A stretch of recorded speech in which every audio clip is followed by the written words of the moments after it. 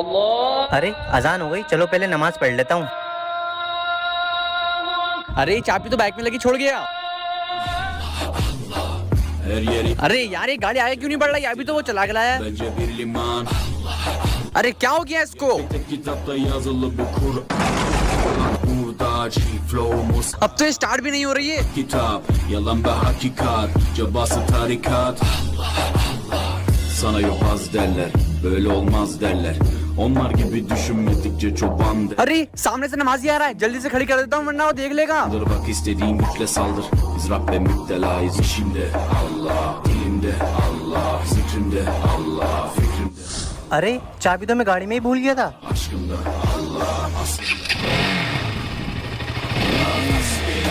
अरे अरे अजान हो गई, चलो पहले नमाज पढ़ लेता हूँ। अरे चाबी तो बाइक में लगी छोड़ गया।